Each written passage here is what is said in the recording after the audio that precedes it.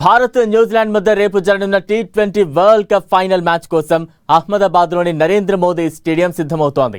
ఈ mega final కోసం ఇప్పటికే అక్కడ సందడి స్టార్ట్ అయింది.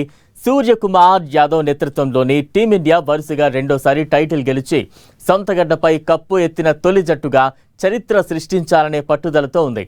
మరోవైపు మిచెల్ శాంట్నర్ కెప్టెన్సీలోని కివీస్ జట్టు తమ తొలి టీ20 వరల్డ్ కప్ టైటిల్ కోసం తహతహలాడుతోంది. సెమీస్లో విజయంతో భారత్ వరుసగా రెండోసారి టీ20 ప్రపంచ కప్లో ఫైనల్ చేరిన మూడో జట్టుగా నిలిచింది. టీ20 ప్రపంచ కప్ 2024లోనూ భారత్ ఫైనల్ చేరింది. తుది పోరులో దక్షిణాఫ్రికాను ఓడించి టైటిల్ ముద్దాడింది. భారత్ కంటే ముందు పాకిస్తాన్, శ్రీలంక జట్లు ఈ ఫీట్ సాధించాయి. పాకిస్తాన్ 2007, 2009లో ఫైనల్కు చేరితే శ్రీలంక 2012, 2014లో ఫైనల్కు చేరింది. ఫైనల్కు చేరుకున్న రెండు జట్లు బలంగానే కనిపిస్తున్నాయి.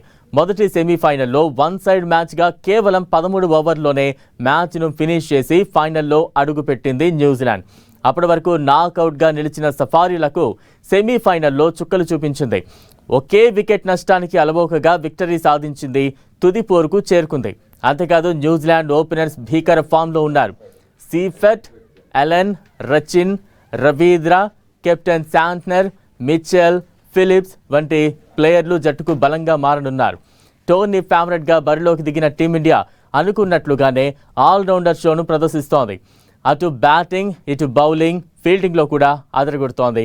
ఓపెనింగ్లో సంజు శాంసన్, ఇషాన్ కిషన్, కెప్టెన్ సూర్య, తిలక్, హార్దిక్ పాండ్యా, అక్షర్ పటేల్, బుమ్రా భారత్ జట్టులో బలమైన ప్రదర్శన చేస్తున్నారు.